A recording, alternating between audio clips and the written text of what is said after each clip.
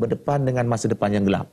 Dan selepas peristiwa pembunuhan beramai-ramai ini, ternyata Ikhwan Muslimin tidak berjaya untuk bangkit kembali. Hingga ke hari ini, sebagian besar pemimpin mereka sama ada tinggal dalam buangan ataupun dipenjarakan. Malahan, Syria telah membuat undang-undang bahawa sesiapa sahaja yang menganggoti Ikhwan Muslimin, hukumannya gantung sampai mati. Itu adalah hukuman gantung sampai mati. Jadi berkaitan dengan peristiwa Hama ini, apa kaitan antara Syria dengan Iran di sini, Prof? Kaitan antara Iran. Seperti saya nyatakan tadi bahawa Iran mengambil sikap menyokong Syria. Dan disebabkan oleh sikap mengambil Iran ini menyebabkan gerakan Islam, terutama di dunia Arab, mempersoalkan tindak tanduk ini. Malahan apabila berlaku peristiwa ini, Ikhwan Syria menghantar wakil ke Tehran untuk menjelaskan apa perjuangan mereka, tetapi perwakilan ini tidak dilayani oleh Menteri Luar Wilayati pada waktu itu. Oleh itu, ini menimbulkan satu konflik. Iran ini sebenarnya menyokong soal hak, soal Islam atau menyokong Syiah. Dan akhirnya bagi kumpulan-kumpulan seperti Ikhwan Muslimin, mereka melihat bahawa Iran sebenarnya bukan menyokong kepada perjuangan Islam, tetapi menyokong kepada perjuangan Syiah. Dan itulah permulaannya, dan hingga hari ini sebenarnya hubungan antara gerakan Islam dengan Iran itu agak dingin. Itu bermula pada peristiwa yang berlaku di Hama, di mana Iran mengambil sikap menyokong Syria dalam peristiwa pembunuhan beramai-ramai dan kejam ini. Jadi Prof, apa pula peranan Hafiz Assad dalam pembangunan Syria dan apa kaitannya dengan kemelut yang sedang berlaku sekarang ni? Sekarang ni bagaimana? Hafiz Assad kita tahu merupakan tokoh yang memainkan peranan dari segi meletakkan batu asas kepada kekuasaan Parti Ba'as di Syria dan juga kekuatan Puak Alawi di Syria. Dan sepanjang pemerintahannya beliau mengambil pendekatan yang zalim untuk membolehkan beliau terus berkuasa.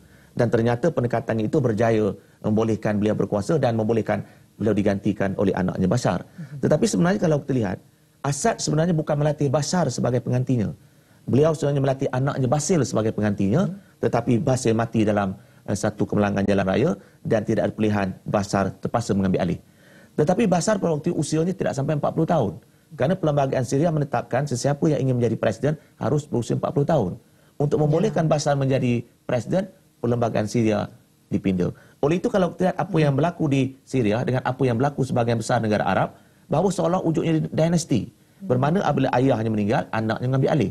Sedangkan ramai yang mengetahui Bashar bukan seorang yang punya kaliber. Beliau tidak punya kekuatan dari segi ketenteraan, tidak terlatih sebagai seorang pemimpin. Beliau juga tidak teruji dari segi kemampuan kepimpinan dan sebagainya. Tetapi kerana beliau ini anak kepada Hafiz al-Assad, beliau dilantik. Tidak dapat dinafikan bahawa semasa pemerintahannya, Hafiz al-Assad cuba untuk menyelesaikan beberapa isu serantau. Umpamanya kalau kita lihat satu ketika pernah membantu perjuangan rakyat Palestin dan sebagainya.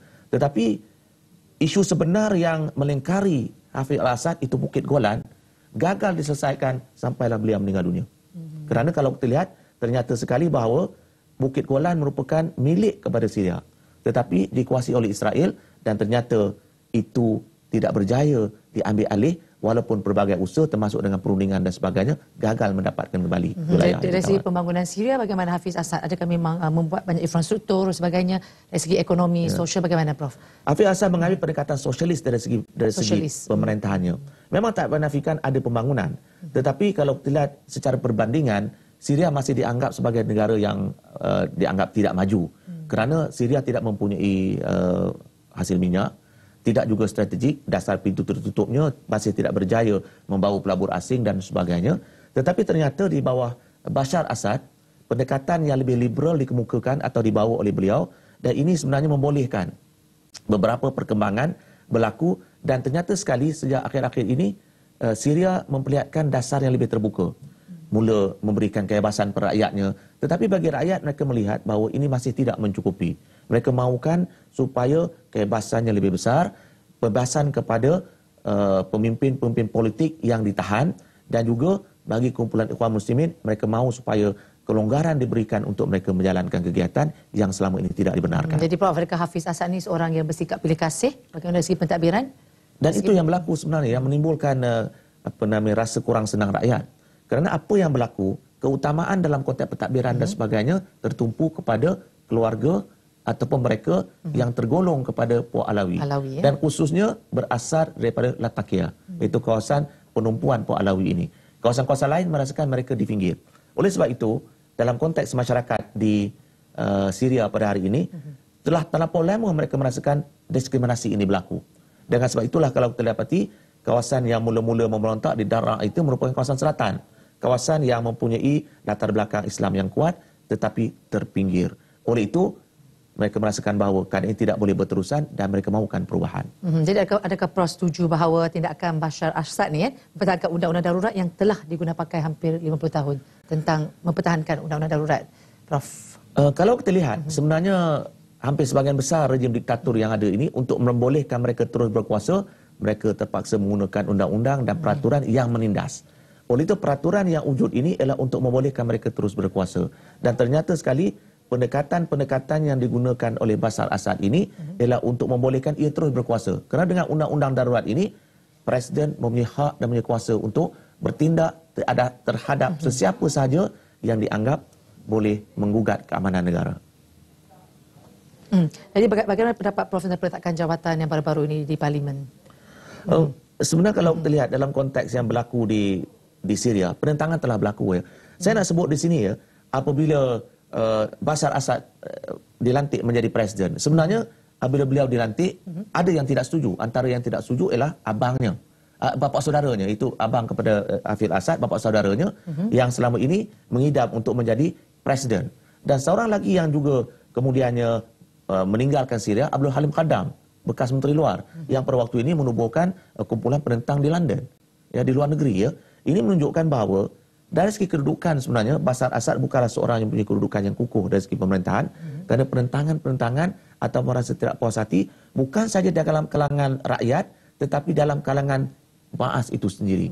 Oleh itu, dengan adanya disebutkan tadi undang-undang darurat dan sebagainya, membolehkan Bashar Assad meneruskan kekuasaan dengan menggunakan peruntukan-peruntukan bagi mengukuhkan kedudukannya. Tadi Prof, kita bercakap tentang masalah dalaman itu sendiri, bagaimana pula dengan faktor-faktor atau campur tangan Barat dalam kemelut yang berlaku sekarang di negara-negara Arab sekarang ni yang berlaku.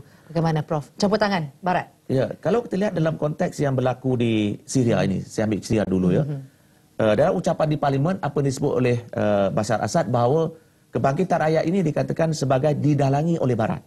Walaupun sebahagian masyarakat dunia tahu ya bahawa kebangkitan ini manifestasi dari rasa tidak puas hati. Tetapi Bashar Assad sebenarnya juga dengan ayahnya lebih senang mengatakan bahawa ini adalah campur tangan Barat. Memang tidak dapat nafikan. Sudah tentu Barat mempunyai kecenderungan untuk campur tangan. Tetapi harus dilihat juga perkembangan-perkembangan yang berlaku ini merupakan manifestasi dari rasa kecewa yang telah pun berpacangan selama berdekad-dekad. Oleh itu, perkara ini harus dilihat sebagai suatu yang timbul secara spontan. Bukan oleh kelompok tertentu, tetapi sebagian besar rakyat yang sebenarnya merasakan hidup mereka tertekan disebabkan oleh pemerintahan diktator yang didominasikan oleh kelompok tertentu. Kalau di Syria, seperti saya katakan tadi, kelompoknya ialah Puak Alawi. Mereka dari Puak Alawi di Latakia mendapat ruang yang lebih untuk mendapat jawatan, mendapat kenaikan pangkat dalam angkatan tentera dan sebagainya, tetapi rakyat jelata yang lain seolah-olah diketepikan. Jadi Prof melihat bahawa kebangkitan Syria itu lebih kepada dalaman itu sendiri, berbanding dengan campur tangan. Itu ada jugalah campur tangan, tapi memang tak nafikan, tetapi lebih kepada dalaman itu sendiri. Hasrat dan cita-cita rakyat yang mahukan perubahan. Terima kasihlah Prof kerana bersama kami hari dengan tajuk Syria Satu Kebangkitan. Jadi sampai di sini perbincangan kita mengenai tajuk Syria Satu Lagi Kebangkitan bersama Profesor Dr. Ridwan Osman, Dekan Fakulti Sastra dan Sains Sosial Universiti Malaya. Terima kasih Prof sekali lagi. Jadi bagi pihak penerbit Syamsul Abdullah dan seluruh kru penerbitan, saya Jessica Om mengucapkan terima kasih kepada saudara yang setia bersama kami selama setengah jam tadi, dan jangan lupa layari Facebook kami Global D1 ataupun Global at 1 dengan